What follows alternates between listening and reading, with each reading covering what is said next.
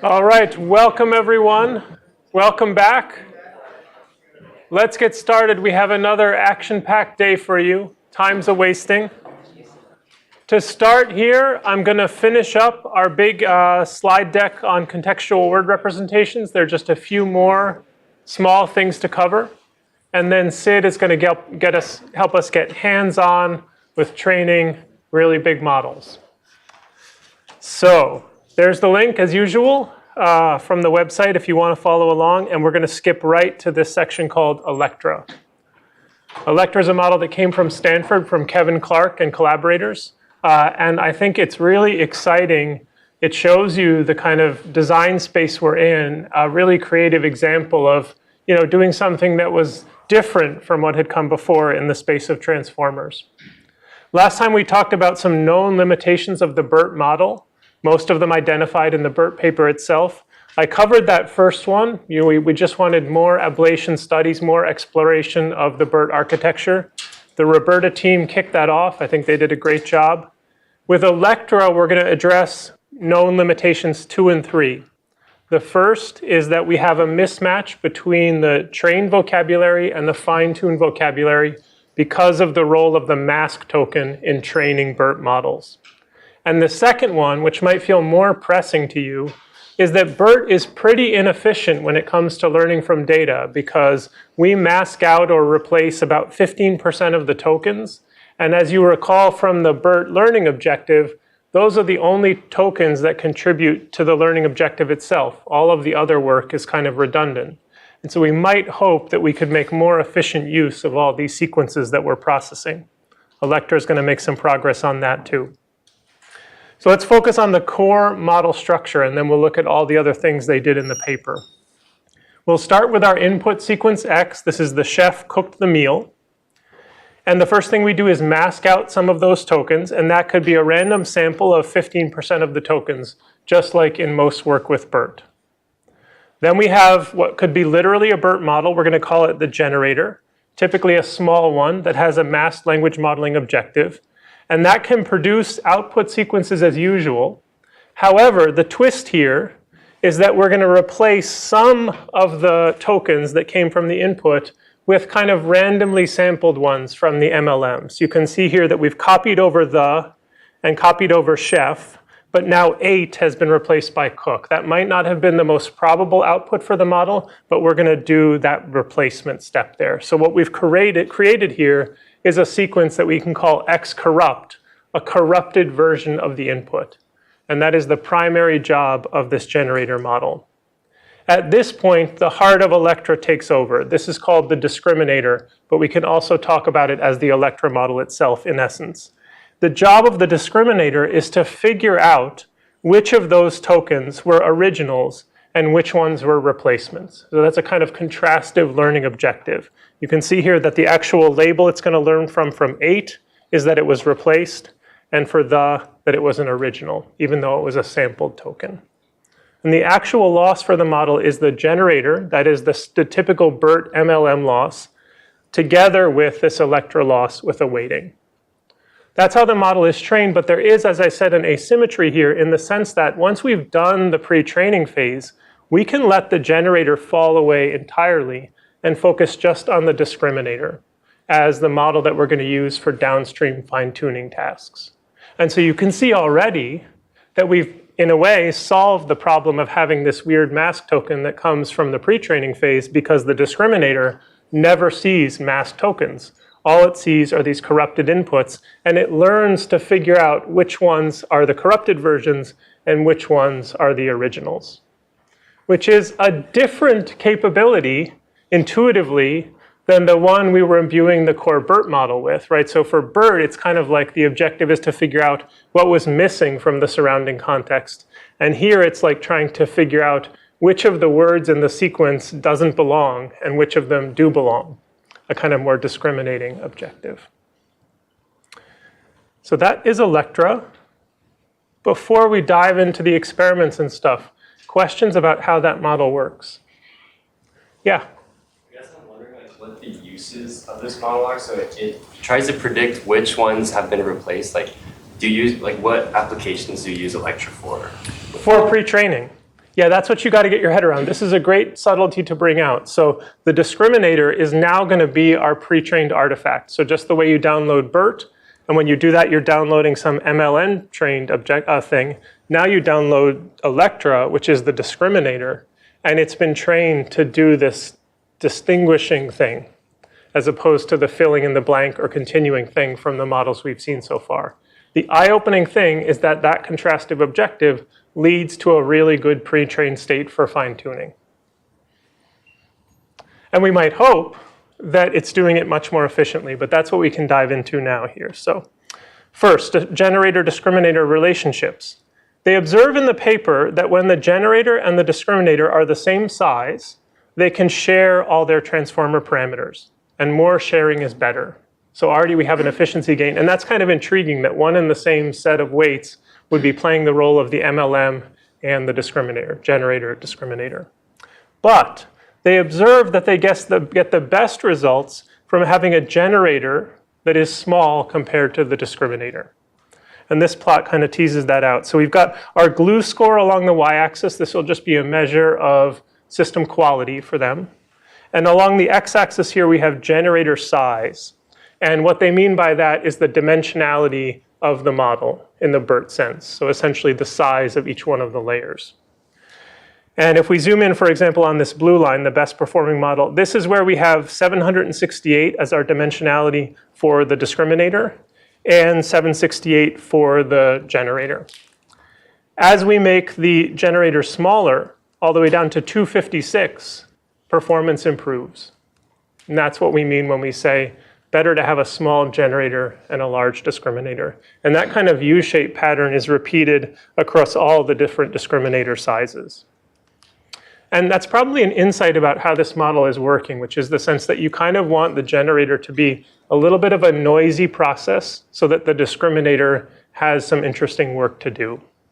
And by making the discriminator more powerful, I guess you're creating that kind of opportunity.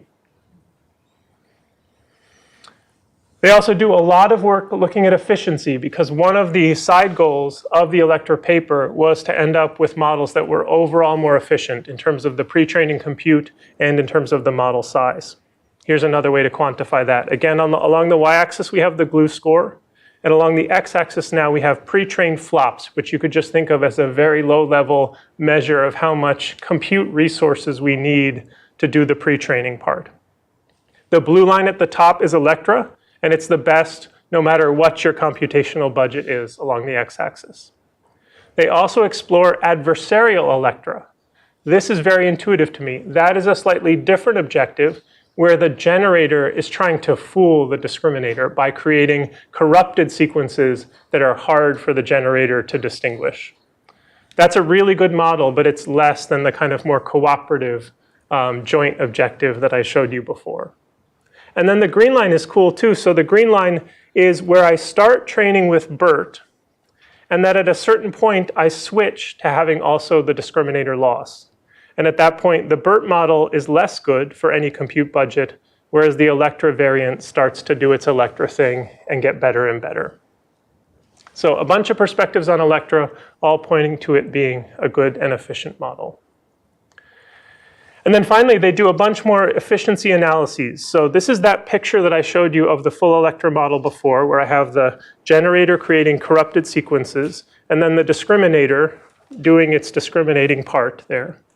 You could also explore ELECTRA 15%, and this is different from full ELECTRA in the sense that on the right, for default ELECTRA, we make predictions about all of these tokens, whether they were original or replaced. For the 15% version, we kind of do a BERT-like thing where we're going to assume that the ones that weren't part of those corrupted chains there, the sampled part, are just not part of the objective. There'll be fewer tokens there. Replace MLM. This is an ablation where actually we drop away the ELECTRA part and we're just looking at the MLM here, and we're going to not have the mask token at all. Because remember, for BERT, there are a few ways that they do this learning. They do the mask token, and they also do the one where they just replace it with some random tokens here, like cooked to run, and then the model has to reproduce a new token. Oh, that should say cooked, I guess, because it's pure BERT. And this is a kind of look at what happens if we don't introduce that mask token, addressing that question about whether that was disrupting learning.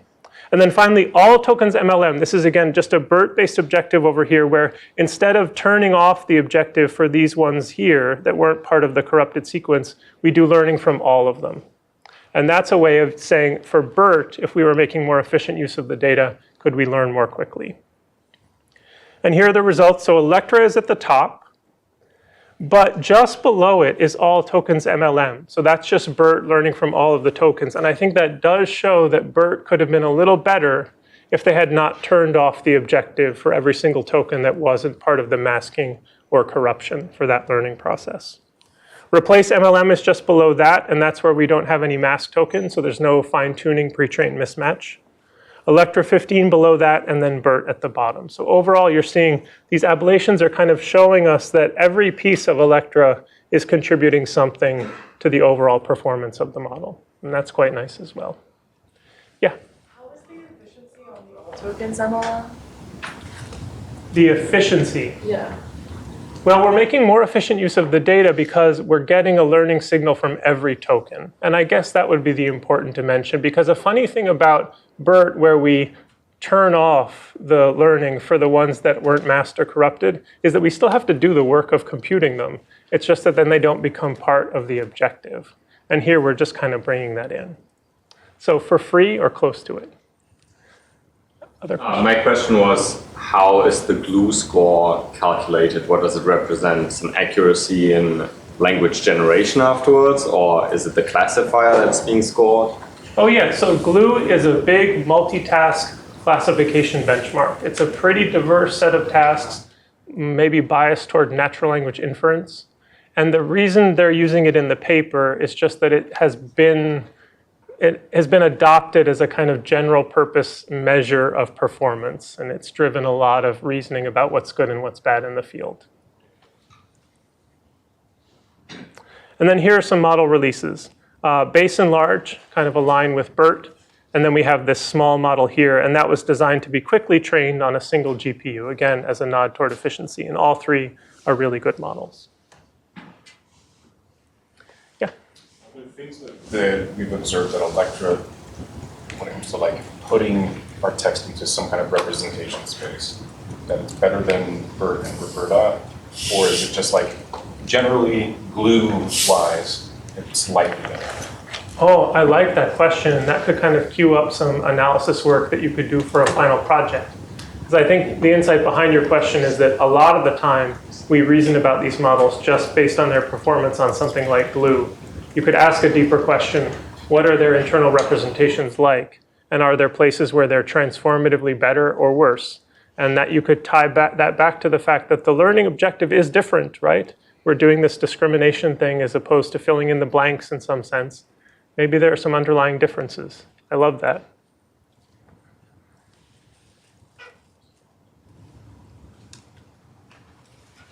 All right, couple more topics here, just quickly, because we're going to do more work with seek-to-seek models later. We're going to train some of our own from scratch, and you all might use some fine-tuned ones, and so I thought it would be good to just get them on the table as well. Seek-to-seek. Here are some natural tasks that fall into the seek-to-seek structure. Machine translation, right? Source language to target language. Summarization, big text to hopefully smaller text. Free-form question answering, where you go from a question and then maybe you're generating as opposed to just extracting an answer. Dialogue, of course. Semantic parsing, this is the one we're going to tackle, where you go from a sentence to some kind of logical form representing its meaning. Code generation, of course, that's similar. And on. I think there are lots of problems that are pretty naturally cast as seek-to-seek problems, especially when you've got kind of different stuff on the input and the output side.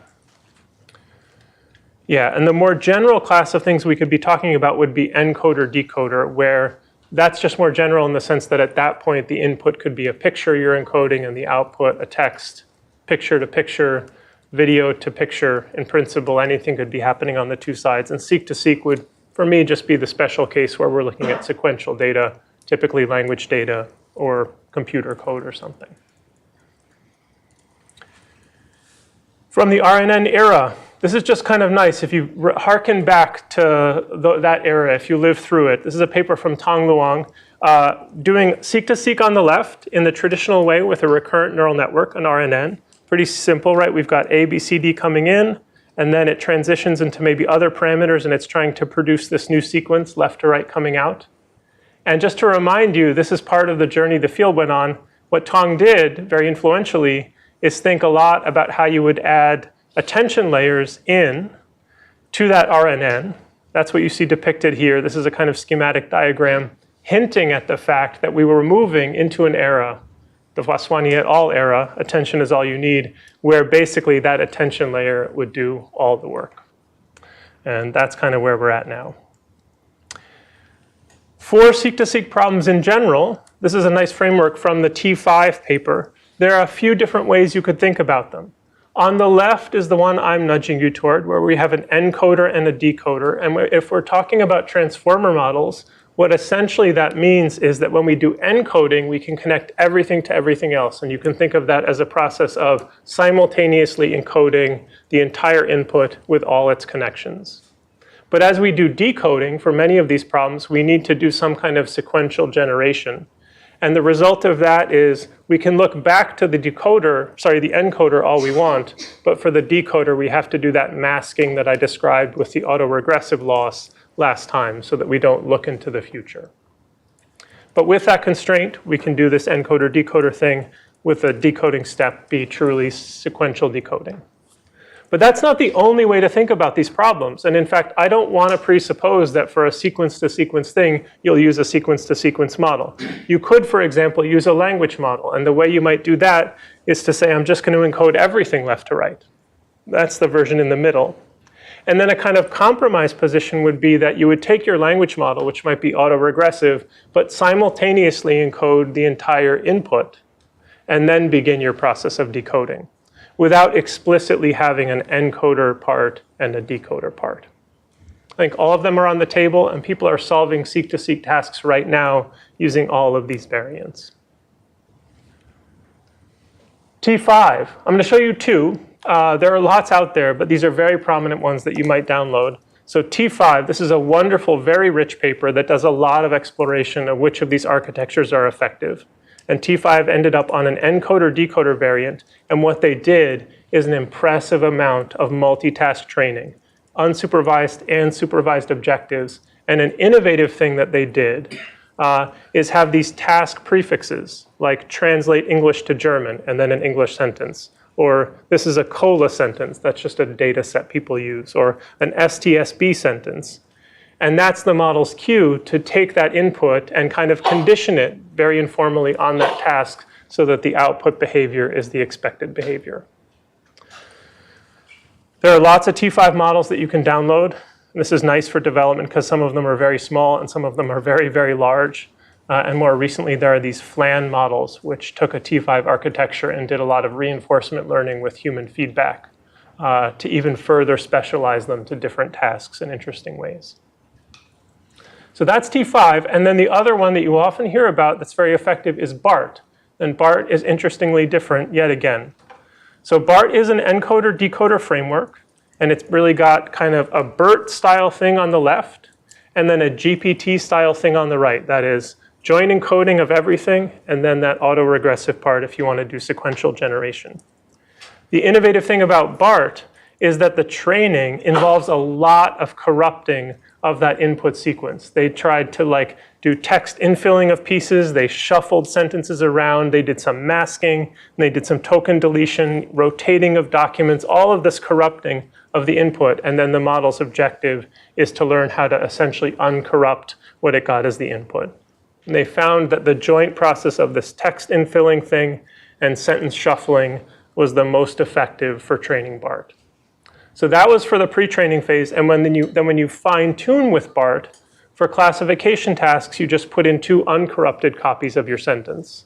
And then you could fit your task-specific labels on like the class token or the final token of the GPT output.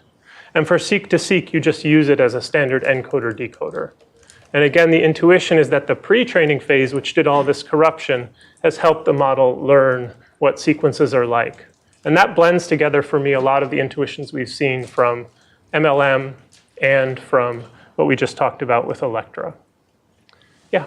Kind of a question that I asked last week. Have any of these models worked with like spelling mistakes and things like that? Yeah, so BERT is a really good option if you want to do spelling correction. And I actually think that that might be because spelling correction is kind of, as a task, a corrupting of the input, where you're trying to learn the uncorrupted version of the output. So I think if you want to do grammar correction, spelling correction, things like that, it's outstanding to use BERT, and you might just think of training from scratch on a model that you know is going to be aware of characters for these character level things. Yeah? What does text infill mean? That was where they like removed parts of the text essentially and added other pieces to corrupt it. Different from masking where you just hide. Yeah, where you just, that's more like the BERT style thing where you hide some, yeah. And, okay, final quick topic. I just want you all to know about distillation. Again, because a theme of this course could be how can we do more with less? And distillation is a vision for how we could do more with less. Right? We saw this trend in model sizes here where they're getting bigger and bigger, and there is some hope that they might now be getting smaller. But we should all be pushing to make them ever smaller. And one way to think about doing that is distillation. And the metaphor here is that we're going to have two models. Maybe a really big teacher model that was trained in a very expensive way and might run only on a supercomputer, and then a much smaller student. And we're going to train that student to mimic the behavior of the teacher. And we could do that by just observing the output behavior of the teacher and then trying to get the student to align at the level of the output. And that would basically just be treating this teacher as a kind of input-output device. We could also, though, think about aligning the internal representations of these two to get a deeper alignment between teacher and student. Here are some objectives, in fact, and this is from least to most heavy duty, and you could combine them. So we could just use our gold data for the task. I put that as step 0 because you might want it in the mix here, even as you use your teacher. We could also learn just from the teacher's output labels. That's a bit of a funny idea, but I think the intuition is that the teacher might be doing some very complicated regularization that helps the student learn more efficiently. So even if there are mistakes in the teacher's behavior, the student actually benefits. You could also think about going one level deeper and using the full output scores like the logits. So not just the discrete outputs, but the whole distribution that the model predicts. And that's what they did in one of the original distillation papers. You could also tie together the final output states. If the two models have the same layer-wise dimensionality, then for example, in this DistillBERT paper, they enforce as part of the objective a cosine similarity between the output states of teacher and student. And now you need to have access to the model itself. And this will be much more expensive because you need to run the teacher as part of distillation. You could also think about doing this with lots of other hidden states. People have explored lots of other things. And you could even, this is a paper that we did, try to mimic them under different counterfactuals where you kind of change around the input representations of the teacher, observe the output, and then try to get the student to do that, to mimic very strange behavior from the teacher. And then there are a bunch of other things you can do. So standard distillation is where you have your big model frozen and the teacher is being updated by the process. You can have multi-teacher. That's where there are lots of big models, maybe doing multiple tasks, and you try to distill them all at once down into a student. That's a very exciting new frontier. Co-distillation is where they're trained jointly, sometimes also called online distillation. That's where both the teacher and the student are learning together simultaneously. Might be unnerving in the classroom, but effective for a model. And then self-distillation is actually where you try to get like usually lower parts of the model to be like other parts of the model by having them mimic themselves as part of the core model training. So that's a special case, I guess, of co-distillation where there's only one model and you're trying to distill parts of it into other parts. That's kind of wild to think about. And this has been applied in many domains. And the reason I can be encouraging about this is that as we get better and better at distillation, we're finding that distilled models are as good or better than the teacher models, maybe for a fraction of the cost. And this is especially relevant if the model is being used in production on a small device or something. So here are just some glue performance numbers that show across a bunch of these different papers that with distillation, you can still get glue performance like the teacher with a tiny model. Yeah? Something really puzzling to me is how can a smaller, simpler model be able to mimic a teacher when the training set is fixed? Couldn't you have just trained the simpler model? Or is it just that the teacher has access to some point of learning that is easier to navigate through for a student, but not for a student to get to de novo? I think something like what you just said has to be right. I actually don't, so you're asking about the special case where the teacher just does its input-output thing and produces a data set that we train the student on, right? And you're asking, why is that better than just training the student on your original data? It's very mysterious to me. The best metaphor I can give you is that it is a kind of regularizer. So the teacher is doing something very complicated, and even its mistakes are useful for the student. I guess this maybe a simple way that I'm understanding is it's okay to make certain mistakes, and the teacher's figured out which mistakes you can kind of just not worry about. I like that. That's a beautiful opening line of a paper. We need to make it substantive by actually explaining what that means, but I like it as a vision for sure. I want to be a little careful of time. One more question and then I'll just wrap up. Do we have some comparisons where the student is in a way less general versus the teacher? I mean, does it overfit the data in a sense more than the teacher? Student. Yeah. I don't know. I mean, you would guess less. If it has a tiny capacity, it won't have as much of a capacity to overfit than the teacher. And maybe that's why in some situations the students outperform the teachers. I hope that's inspiring to you all. Let me wrap up here so you can go on to outperform me. Architectures I didn't mention, Transformer XL, wonderful creative attempt to model long sequences by essentially creating a recurrent process across cached versions of earlier parts of the long document you're processing. XLNet, this is a beautiful and creative attempt to use masked language modeling, an autoregressive language modeling objective, but still have bidirectional context. And they do this by creating all these permutation orders of the original sequence so that you can effectively condition on the left and the right, even though you can't look into the future. And then DBERTA, this is really cool. I regret not fitting this in.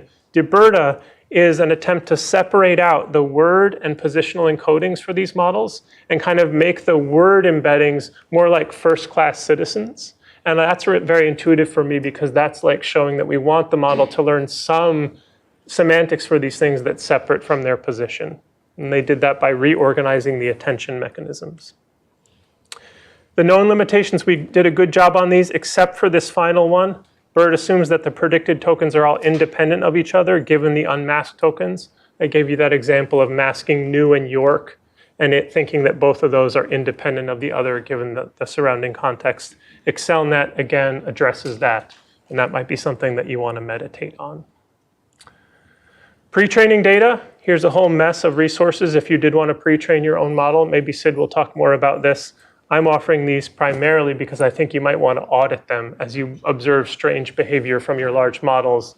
The data might be the key to figuring out where that behavior came from.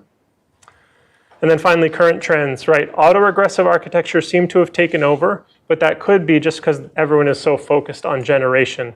I have an intuition that models like BERT are still better if you just want to represent examples as opposed to doing generation. Seek-to-seek is still a dominant choice for tasks with that structure, although again, point one might be pushing everyone to just use GPT-3 or 4, even for models with seek-to-seek structure. We'll see how that plays out. And then people are still obsessed with scaling up. But we might be seeing a counter movement towards smaller models, especially with reinforcement learning with human feedback. And that's something that we're going to talk about next week and the week after.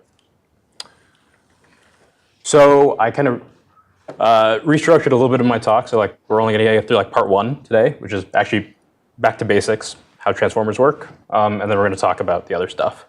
I should maybe introduce myself. I'm Sid. I am a fourth year PhD. I actually work primarily on language for robotics and kind of channeling one of the core concepts of the class. It's all about doing a whole lot with very, very little. Like I'm really just working on how we get robots to follow instructions, given just like one example of a human, opening a fridge or, pouring coffee, things like that. But in kind of doing that research, it became really, really clear that we needed better raw materials, better starting points. So I started working on pre-training, first in language, and then more recently in vision, video, and robotics with language, kind of as the central theme. So I want to talk today about fantastic language models and how to build them. So Richard Feynman is, probably not only one of the greatest physicists of all time, but he's one of the greatest educators of all time, one of the greatest science educators. And he has this quote, what I cannot create, I do not understand. And for him, it was really just kind of about building blocks. How do I understand what is going on at the lowest level so I can compose them together and figure out what to do next? Where does the next innovation, where does the next discovery come from? And so kind of with that in mind, I actually just want to spend the next 12 or so minutes talking about building language models, building transformers, and how that all happened. So it's a practical take on these large-scale language models. We're probably not going to get to the large-scale bit. And we're going to get to the full pipeline. Again, I'm really going to focus on the model architecture bit today, the evolution of the transformer, how we got there. Training at scale, we'll probably cover some other time. And then we'll talk about, very, very briefly, efficient fine-tuning and inference, and we have some other great CAs who might actually be talking about this more in depth. But the punchline is, the last few years, I started my PhD in 2019. I trained my first, deep learning MNIST model in 2018. Field's changed a lot since then, and with every new model, with every new GPT, 1, 2, 3, 4, the 5 that's training right now, there's been more and more folk knowledge, things that are hidden from plain sight that we never get to see. And it's been the job of people like us, students, people in academia, to kind of rediscover, find the insights, find the intuition behind these ideas. And in kind of rediscovering those pipelines, it's actually our comparative advantage and figuring out, okay, so these are how these pieces came to be. What do I do next? And so I don't really care about time. If we get through 5 slides, that is a success for me. But be selfish, this is your class. So if you have any questions, if I say anything you don't understand, that's the contract. Call me out, ask a question, and we're just gonna kind of go step by step. So how did we get to the transformer? All right, how did this become the bedrock of language modeling and now, vision, also video, also robotics for some reason as of late? How did we get here? So what is the recipe for a good language model? We've talked a bit about contextual representations. Chris was talking through kind of the various, different, phase changes in language modeling history. Lisa was talking about diffusion language models, which is a completely different perspective. I'm going to kind of oversimplify things to 2 steps. I need massive amounts of cheap, easy to acquire data. We're a language model and we're building these contextual representations because we want to learn patterns, we want to learn truths about the world from data at scale. And to do that at scale, we need data at scale. So that's one component. And the other is we need a simple and high throughput way to consume it. So what does that mean? We need to be able to chew through all of this data as fast as we possibly can in the least opinionated way to figure out all of the possible patterns, all of the possible things that could be useful for people fine-tuning, generating, using these models for arbitrary things downstream. This isn't just applicable to language, it's applicable to pretty much every domain. So vision does this, video does this, video and language, vision and language, language and robotics, all of them follow a similar strategy. So, so simple in that it's natural to scale the approach with data. As we get, go from 300 billion to 600 billion tokens, we can maybe make the model bigger to handle that in a pretty simple way. The model should be composable in general. The training, the way that we actually ingest this data should be fast and parallelizable, and we should be making the most of our hardware. If we're going to run a data center with, 512 GPUs with each 8 GPU box costing $120,000, I better be getting my money's worth at the end of the day. And the consumption part, this minimal assumptions on relationships. The less opinionated I am about how different parts of my data is connected, the more I can learn given the first thing, massive amounts of data at scale. So to kind of figure out how we got to the transformer, I want to kind of wind time back to kind of what Chris was alluding to earlier with RNNs, right? So this is an RNN model, kind of complicated, but it's from 224N. I took it literally from their slides. I hope John doesn't get mad at me. And it's this very powerful class of model in theory, right? I am ingesting arbitrary length sequences left to right, and I'm learning arbitrary patterns around them. People decided later on to add these attention mechanisms on top of the sequence-to-sequence RNN models to figure out how to kind of sharpen their focus as they're decoding token by token. Right, so the strengths are I get to handle arbitrary long contexts, and we see kind of the first semblance of attention appear, kind of very motivated by the way we do language translation, right? When I'm translating word by word, there are certain words in the input that are going to matter, that I'm going to sharpen my focus to. But there are issues with RNNs. They're not the most scalable. Producing the next token requires me to produce every single token beforehand. I can't really make them deeper without training stability going to pieces. So that's rough. And so chewing through a large amount of data with an RNN is hard. Some people refuse to believe that, and they've actually done immense work in trying to scale up RNNs, make them more parallelizable using lots and lots of really cool linear algebra tricks. I'll post some links. And then separately, kind of from the vision community that kind of bled into the language community, we have convolutional neural networks. And this is from a other course from Lena Vojta about using CNNs for language modeling. And the idea here is we have this ability to do immense, deep, parallelizable training by kind of taking these little windows, right? I'm going to look at, each layer is only going to look at the 3 word context at a time and going to give me representation.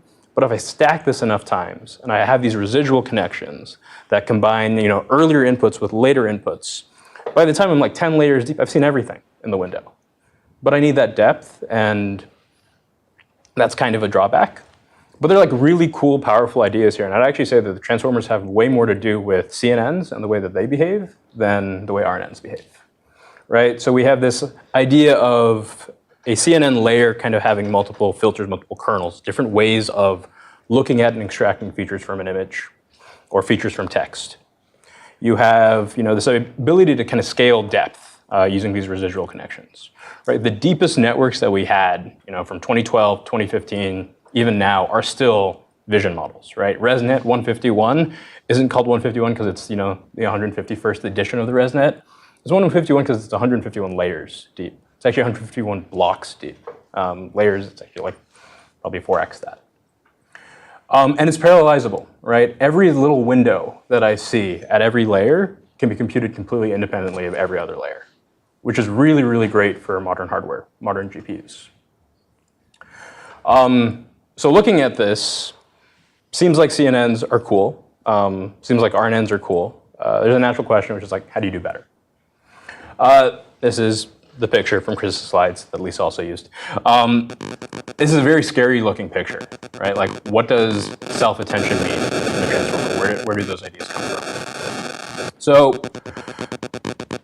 one idea, one key component, the one missing component for how you get from a CNN to an RNN and an RNN to a transformer is the idea that each individual token is its own query, key, and value. It's its own entity that can be used to shape the representations of all of the other tokens, right? So I'm going to turn this word "the" into its own query key and value. I'm going to use the attention from the RNNs, and I'm going to use the depth, parallelizability, scaling from the CNNs.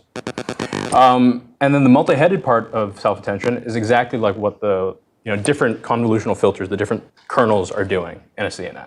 It's giving you different perspectives on that same token, different ways to come up with queries, different insights into how we can use a single token and come up with multiple different representations and fuse them together. This is code. Code is semi-unimportant. It's a very terse description of what multi-headed self-attention looks like. Key parts here are this little bit where we kind of project an input sequence of tokens to the queries, keys, and values. And then we're just going to rearrange them kind of in some way. And the important part here is that we are rearranging them in a way that splits them into these different views, these different heads, where each head has some fixed dimension, which is the key dimension of the transformer. And then we have these query keys and values that we're then going to use for this attention operation, which comes directly from the RNN literature. Right? It is really just this dot product between queries and keys. That is a very complicated way of saying that's a matrix multiply. And then we're going to just project them and combine them back into our tensor of batch size by sequence length by embedding dimension. There's a nice subtlety here, I think, that caught me off guard at one point. When you look at these models, like you download BERT and it says multi-headed attention or whatever, there's only one set of weights, even though it's multi-headed. Do you want to unpack that for us a little bit? Yeah, so the convolutional kernel has kind of this really nice way of expressing, like, I have multiple resolutions of an image, right? It's like that depth channel of a convolutional filter. And if you kind of unpack like the conv 2D layer in PyTorch, you kind of see that come out. You don't really see that here. You see just like this one big weight matrix that is literally like this, dimensionality, embed dimension by 3 times embed dimension is usually what it is in BERT or GPT. That 3 is the way you split it into queries, keys, and values. But we're actually going to kind of like take that vector that is like, embed dim size and just chunk it up into each of these different filters, right? So rather than make those filters explicit by providing them as a parameter that defines some weight layer, for efficiency purposes, we're actually just going to treat it all as one matrix and then just chunk it up as we're doing the linear algebra operations. Does that make sense? Oh, so you're chunking it twice. The times 3 is queries, keys, and values, and then number of heads is further chunking each one of them. Yeah. So one of the kind of like the key rules that like no one ever tells you about transformers is that your number of heads has to evenly divide your transformer hidden dimension. That's usually a check that is explicitly done in the code for training like BERT or GPT. And usually the code doesn't work if that doesn't happen. And that's kind of how you get away with a lot of these efficiency tricks. It's a great question. So we should do a whole course on broadcasting before you even start this so that you can do this mess of things. And there's a great professor at Cornell Tech, Sasha Rush, who kind of has like a bunch of like tutorials on just like basic like broadcasting tensor operations. It's fantastic. They should check out. There's a question? Yeah, can you just clarify what you mean by chunking? Yeah, so if I have a vector of, let's say, length 1024, right? That is my embedding dimension. It's the hidden dimension for my transformer. And if I have keys of, say, dimension, let's say, 2, make it easy. Chunking just means that I'm going to split that vector of 1024 into 2 heads, each of dimension 512, right? So I'm literally just going to like reshape that vector and chunk them up into like 2 views of the same input. Cool. Is this actually better? Is this alone enough to define a transformer? Maybe, maybe not. All right, answer's no. So it's good because like we get all of the parallelization advantages and all of kind of the attention advantages that I talked about in the previous slide. This is a slide from like Justin Johnson and Dante Zhu, who are both ex-Stanford alums now teaching courses about transformers and deep learning at various colleges. But you're missing kind of like one key component, right? So if you just look at this and squint at this for like a little bit of time, what you're missing is like, okay, so I am just taking different weighted averages of the same underlying values over and over again. Relative to the things that are coming out of my transformer, there actually is no nonlinearity, but just self-attention. This is basically a glorified linear network. So we need some way to fix that. Because that's where the expressivity, the kind of the magic of deep learning happens. It's kind of when we stack these nonlinearities, go deeper and learn new patterns at scale. So this is how we do it. We had an MLP. We had an MLP to the very end of the transformer block. And it's very simple, right? All it does is it kind of takes the embedding dimension that comes out of the self-attention block that we just defined, projects it to a higher dimensional space, adds a ReLU nonlinearity, and then down projects it back to the embedding dimension. Usually what you're going to see is a factor of 4. Why is it a factor of 4? No one knows, is the honest answer. 2 didn't seem to work well enough. 8 seemed to be too big. But here's some like soft intuition for kind of why this might work. And this kind of is a throwback to like 229, OGML days. So you want your network as a whole to be able to kind of both forget the things that are unimportant, but also remember the things that are important, right? That's kind of the role. So the sharpening, the remembering the things that are important, are these residual connections, like the fact that I'm adding x to some transform of x. The forgetting is what this MLP is doing. It's basically saying, like, what stuff can I throw away, and should I basically forget because it's not really relevant to what I care about at the end of the day, which are good contextual representations. And so the role of the MLP is very similar to the role of kind of a kernel in the good old support vector machine literature, right? So if I have two classes that are kind of like this in a plane, and I want to draw a line that partitions them, how do I do it? Well, it's hard if I'm only working in 2D. But with just a very simple learn transform, if I just implicitly lift these things up to like 3D, I can turn this into a surface in 3D that I can just cut in half, separates my stuff. So projecting up with this MLP is basically this way of kind of like aligning or crystallizing the structure of our features, learning a good decision boundary in space, and compressing from there.